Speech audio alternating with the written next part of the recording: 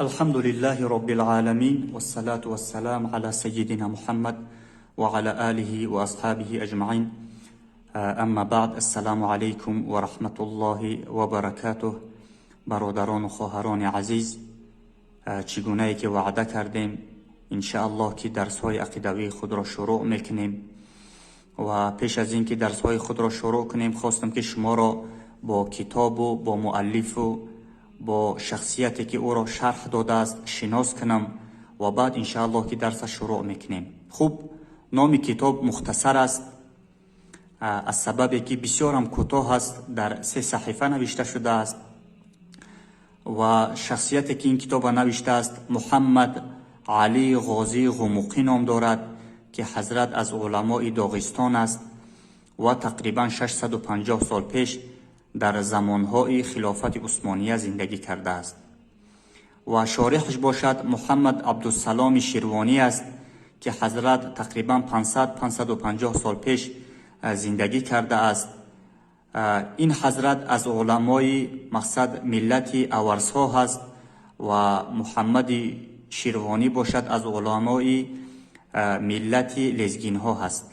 خوب، اکنون سبب چیست که برادران عزیز ما درس های خود را از این کتاب خواستیم شروع کنیم؟ سببش اصلا در این است که برادران، من خواستم برای شما نشان بدم که علمای اهل سنت و جماعت نوابسته از این که در کدام منطقه زندگی میکنند، با کدام زبان حرف میزنند، عقیده همه اونها یک بود.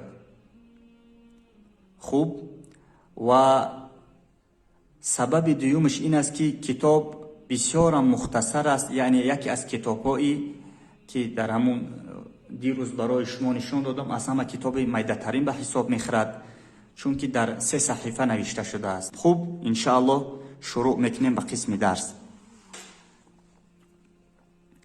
بسم الله الرحمن الرحیم. لیس لله مکان ولا جهة، یعنی موضوع شروع می شود که خداوند متعال برای خدا مکان نیست و جهت هم وجود ندارد. و تعتقد انه تعالی لیس له مکان ولا جهة، و بنده باید بر این اعتقاد باشد که خداوند در مکان نیست و برای خداوند جهت وجود ندارد. اذ المکان عبارة عن هذا العالم المحسوس، بخاطری که مکان عبارت است از همین عالمی که او را حس کرده می شود. من ذروة العرش الى حضیض الفرش عند اهل الظاهر، از همون بالای عرش سر کرده تا همون قعر زمین همه این مکان است. و شما آگاه باشید که هر چیزی که در داخل اونها هست، اونها هم چیزهای به حساب میخورند که اونها پیدا شدگی هستند. و المکان بهذا المعنى حادث، و مکان با این معنا خودش چیزی هست که پیدا شدگی است. فلو کان له تعالی مکان بهذا المعنى، اگر که خداوند مکان می داشت چگونه که ما شما را فهماندیم که تمام این چیزهایی که در داخل همین دنیا است، چه عرش باشد و چه قعر زمین، همه اینها مکان است، پس میگه یکون حادثا، اگر که خداوند در این مکان می بود، این معنای او را میداد که خداوندم یک ذاتی است که پیدا شدگی است. بنا علی ان حدوث المکان یقتضی حدوث المتمکن، به خاطری که حادث یعنی پیدا شدن مکان، یعنی که هر چیزی که در داخل مکان است، این معنای او را میکند که اون چیزم پیدا شدگی است. به خاطری که وقتی که خداوند این دنیا را با هم هستیش آفرید، همون کلمه اینه یعنی کجا وجود نداشت و این معنای او را میکند که بعد از خلق کردن اون، شما خداوند داخل همون چیزی کردین که پیش از خلق همون چیز خداوند با او محتاج نبود. تعالی الله عن ذلك علوا کبیرا، خداوند پاک و منزه است از اینکه شما او را در مکان قرار بدین. وللمکان معان اخر عند المتكلمين وغيرهم تركناها لعدم الفائدة في ذكرها هنا. مکان به خود 2 معنا دارد و این معناها را در اینجا حضرت ذکر نکرده است. انشاءالله که همین جمله که هست ما از کتاب الجام العوام که تعلق به امام غزالی دارد انشاءالله من با شما میفهمونم که معناهاش چیست. حضرت میگه شرط نیست، به خاطری که در طول این مقصد 1000 سالها تمام علمای اهل سنت ایرا برای ما و شما فهماندگی هستند، به همون خاطر ذکرش نکرده است. اما من انشاءالله که اینا برای شما میفهمونم که مکان چی معنا دارد، همین ده معنای مکان چیست.